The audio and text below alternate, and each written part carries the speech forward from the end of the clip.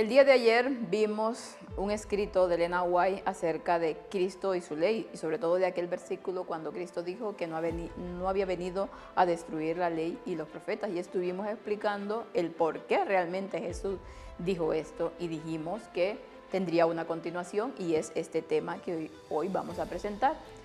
Nos dice aquí el Espíritu de Profecía de que alguien le preguntó: hermana White, ¿puede decirme cómo puedo saber que Jesús me perdona mis pecados cuando me arrepiento de ellos? ¿Podemos saberlo? ¿Será que sí? Pues vamos a meditar en esta pregunta y también en Cristo y su justicia. Ayer estuvimos diciendo algunas cosas, pero el día de hoy vamos a redondear todo este tema que es de vital importancia para nosotros. Así que sin más, bienvenidos.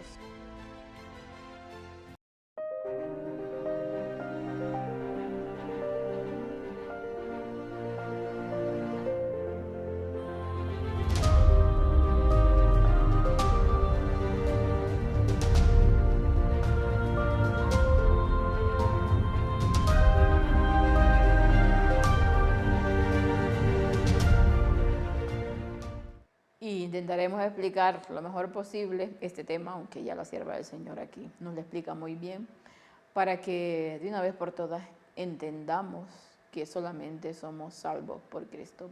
Vamos a pedirle al Espíritu Santo que nos dirija en esta meditación. Bendito Señor que está en el cielo, glorificado, santo sea su nombre. A usted sea la gloria y la honra por siempre, Señor. Sabemos que somos seres humanos, Señor, que nos cuesta entender todo lo que proviene del cielo, pero sabemos que usted nos da la fuerza, nos da el discernimiento si nosotros estamos dispuestos a aprenderlo. Rogamos que pueda ayudarnos en esta hora para presentar este tema de la mejor manera. Guarde de su pueblo, guarde de todos aquellos que lo están necesitando, que están luchando, Señor, y que su Espíritu Santo pueda estar con ellos, que podamos, Señor, recibir esta lluvia tardía que tanto estamos necesitando en este tiempo.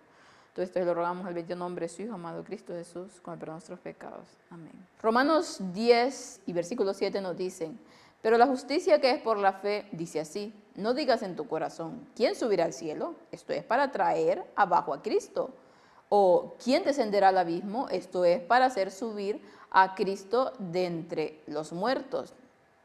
Y este versículo muchas veces se trata de explicar de formas erróneas, mas sin embargo lo que nos viene a decir a Cristo es que generalmente estamos tratando, lo que ya habíamos dicho, de salvarnos por nuestros propios méritos. La salvación por obras está aquí explicada en este versículo, y la manera más simple y más llana de explicarlo es esa. Aquí está: justificación por la fe o justificación por las obras. ¿Cuál de las dos cogemos? Una que nos hace querer subir al cielo por nuestros propios méritos, o otras la cual nos hace, como dice aquí, descender al abismo, la cual nos hace que el sacrificio de Cristo no valga absolutamente nada, que su muerte no valga nada. Pues es lo que estaremos tratando de ver en este escrito. Hubo uno que se acercó a mí y me dijo: hermana White, ¿puede decirme cómo puedo saber que Jesús me perdona mis pecados cuando me arrepiento de ellos? Esa fue la pregunta con la que iniciamos. Sí, puedo. Le señaló el Calvario, al Salvador moribundo en la cruz. Ahí está la evidencia que presentamos a la mente. Es la evidencia que ves, que Cristo perdona los pecados. La luz que se refleja en la cruz del Calvario nos habla de la sangre de Jesucristo que fue derramada para la remisión de los pecados, y nos dice que podemos ser limpiados y santificados. Por lo tanto, sí que podemos saber que Jesús perdona nuestros pecados si nos arrepentimos de ellos. Claramente, ella le señala al Calvario, a la cruz. Ahí está la evidencia que nosotros hemos sido perdonados porque Cristo hizo el mérito, porque Cristo murió por nuestros pecados, y nos dice que todo aquel que acepte su sacrificio puede ser perdonado, puede tener remisión de pecados. Su sangre nos limpia, su sangre nos hace idóneos para entrar al cielo. Pero ¿qué pasa generalmente? ¿Por qué a veces no sabemos si Dios nos ha perdonado o no? La pregunta que tendríamos que hacer no sería esta, si saber si Dios perdona nuestros pecados. La pregunta que tendríamos que hacernos es que si nosotros realmente nos hemos arrepentido de verdad de esos pecados. Ahí está la cuestión. Recuerdo una mujer que dijo, oh, si el Señor le mostrara en un sueño que tendría misericordia de ella y la salvaría. Bien, Él le enseñó y ella fue enseñada en un sueño. Y entonces la primera impresión fue, ¿es ese sueño más fuerte que un así dice el Señor? Quiero que cada uno de ustedes tome esto, porque he descubierto que siempre que he estado suplicando por alguna luz especial, alguna evidencia fuerte, he encontrado que tuve que esperar mucho tiempo antes de obtenerla. He descubierto que tuve que tomar lo que el Señor dijo y creerlo como fue dicho. Soy una de las hijas de Adán, una de las personas por las cuales Cristo murió y tengo derecho a recurrir a los méritos de la sangre de un Salvador crucificado y resucitado, porque soy una pecadora. Y nos habla aquí de otra mujer que había dicho, oh, si el Señor me mostrara en un sueño que tendría misericordia de ella y la salvaría, entonces creería, ¿no? No nos viene a explicar totalmente lo que terminó de decir la mujer, pero nos habla aquí de que sí, que el Señor enseña, que el Señor muestra, pero que ese sueño es más fuerte que un así dice el Señor. ¿Por qué pide que le muestren que Dios tiene misericordia de ella y que la salva? Si ya el Señor, mediante su palabra, nos ha dicho que así es, cuando nosotros realmente damos todo nuestro corazón a Él, sin reservas, sin condiciones, sin orgullo, sin prejuicios, sin absolutamente nada. Está ahí para que nosotros podamos coger esas promesas, pero muchas veces no las cogemos porque simplemente nuestra sinceridad no es tan sinceridad. Y nos habla de que ella muchas veces ha estado suplicándole al Señor por que le dé evidencias de alguna luz especial, porque le ayude a comprender cierto tema y ha tenido que esperar mucho para que Dios le muestre, porque no es cuando nosotros querramos, es cuando el Señor lo decide. Y nos habla aquí de que ella es una de las hijas de Adán, una de las personas por las cuales Cristo murió y tengo derecho, dice, a recurrir a los méritos de la sangre de un Salvador crucificado y resucitado, porque somos pecadores. Eso nos da ese acceso a poder pedir que la sangre de Cristo nos redima. Porque si no somos pecadores, pues ¿qué hacemos aquí en esta tierra? ¿No? Todos somos pecadores, por lo tanto todos tenemos el derecho que fue ganado no por nosotros, sino por Cristo mismo en la cruz, de poder recurrir y de poder pedir perdón y de poder tener acceso a esa vida eterna.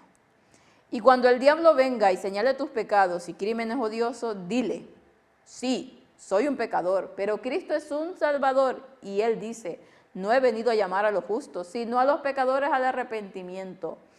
Así te armas con toda la armadura de la justicia de Cristo. ¿Cómo es que no tienes puesta la armadura de la justicia de Cristo? ¿Para qué vino Él a este mundo? Si hubiera sido posible que nosotros volviéramos a guardar los mandamientos de Dios, Él nunca habría venido a este mundo, pero vino aquí porque era imposible que el hombre se redujera a sí mismo y se pusiera en la posición en que estaba Adán antes de la caída. Entonces, ¿qué debía hacer? Vino Cristo, nuestro sustituto y fiador. Veamos lo que dice aquí porque es muy interesante. Primero, lógicamente, y como muchas veces ya lo hemos dicho, el diablo se pone ahí para acusarnos, es el acusador de los hermanos, pero cuando Él venga y nos llene de esas cosas que debemos de decir nosotros, sí, muy bien, soy pecador, pero Cristo es un Salvador, y Él nos dice que no ha venido a llamar justos, sino que a pecadores al arrepentimiento, y que si nosotros nos arrepentimos, que si nosotros somos fieles a ese cometido, pues ¿qué hará? Pues nos perdonará. Pero nosotros muchas veces no sentimos ese perdón, porque realmente no lo hacemos de corazón entonces.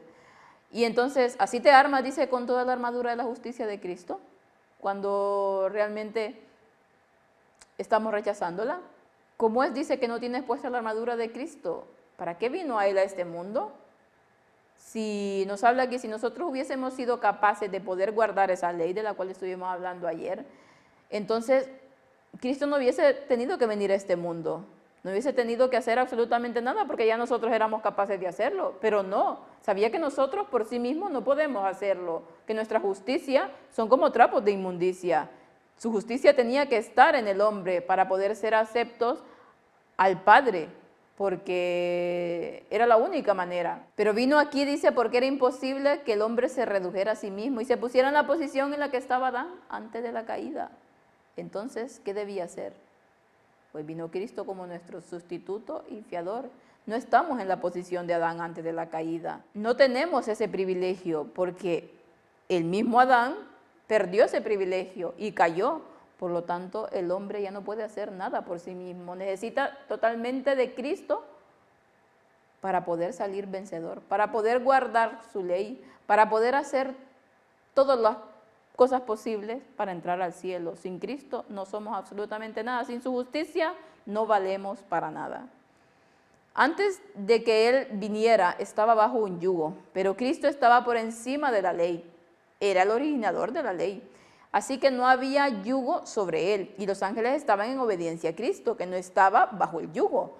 Podía venir como igual al Padre, y podía abrir su pecho a toda la aflicción, el dolor, el pecado y la miseria. Mediante una ofrenda de sí mismo podía sacar a la luz la vida y la inmortalidad a través del Evangelio.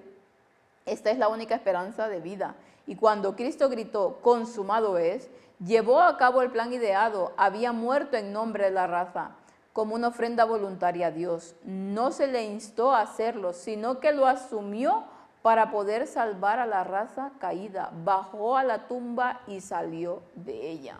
Antes de que Él viniera estaban bajo un yugo, pero Cristo estaba por encima de la ley, porque era el originador de la ley. Y no con esto quiera decir que era un transgresor de la ley, ¿no? Si no, ya no sería Dios. Así que no había yugo sobre Él. Y los ángeles estaban totalmente en su obediencia. Él podía haber venido, dice, como uno igual al Padre. Podría abrir su pecho a toda la humanidad. Podría haber hecho muchas de estas cosas, mas sin embargo no lo hizo. Sino que se dio a sí mismo, se rebajó a esta humanidad para que nosotros no pudiésemos tener excusa, para que nosotros no pudiésemos decir que, como Él era Dios, pues mira, podía hacer todas estas cosas. No, se rebajó y llevó a cabo ese plan ideado mucho antes de que el hombre fuese creado. Y cuando Él dijo, consumado es, había muerto en nombre de la raza, como una ofrenda voluntaria a Dios. Nadie le obligó, nadie le dijo lo que tenía que hacer. Él se dio a sí mismo por voluntad propia para el hombre y lo asumió todo esto porque por amor a nosotros, por amor a la humanidad, bajó a la tumba y salió de ella, porque el amor que nos tiene el Señor sobrepasa completamente nuestro entendimiento. No lo podemos comprender, no lo podemos entender. Podemos tener alguna vislumbre de Él, pero realmente es muy difícil cuando esta humanidad está aún tan arraigada en nosotros. Cuando Satanás estaba triunfando en su muerte, dice, no tardó en descubrir que había sobrepasado el límite. Al tratar de causar la muerte y la crucifixión del Hijo de Dios, ¿qué hizo? Afirmó en el cielo y afirma hoy entre el mundo cristiano que al quitar la ley de Dios podrían establecer una propia que sería mejor. Todo el universo del cielo está pendiente de lo que saldría de Él. Entonces cuando Satanás vio que Cristo estaba muriendo en la cruz, un éxito, ¿no? Había tenido, pero rápidamente se dio cuenta que había sobrepasado totalmente el límite, que había hecho algo terriblemente, que era el Hijo de Dios el que estaba muriendo, que era el mismo Cristo, su mismo Creador, al que había instado para que mataran. No comprendía realmente la magnitud de lo que estaba pasando. Y entonces nos habla de que al tratar de causar la muerte y la crucifixión del Hijo, ¿qué hizo? Afirmó en el cielo y afirma hoy en día entre el mundo cristiano que al quitar la ley de Dios podrían establecer una propia que sería mejor. Todo esto lo tergiversó otra vez, porque sabemos que en Él solo existe el mal y siempre va a tender al mal.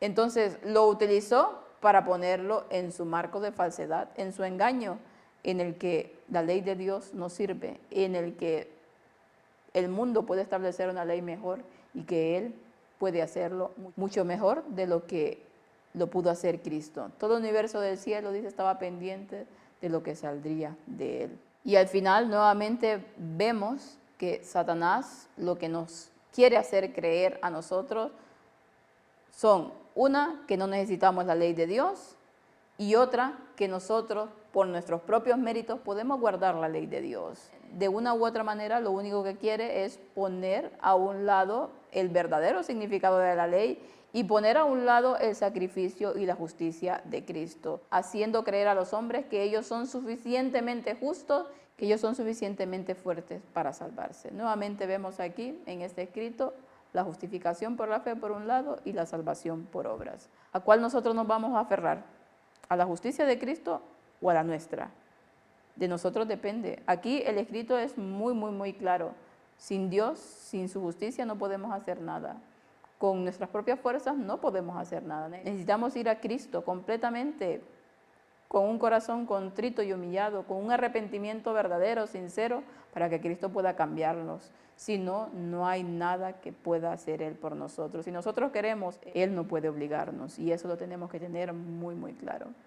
Así que Dios nos ayude, porque nuevamente, volvemos a decir, solo con la ayuda de Cristo es posible todo esto. Es posible entender este tema, es posible hacer propio este tema y es posible dejar entrar al Espíritu Santo y que Él haga los cambios que tiene que hacer en nosotros. Que el Señor los pueda bendecir y que puedan pasar un feliz resto del día.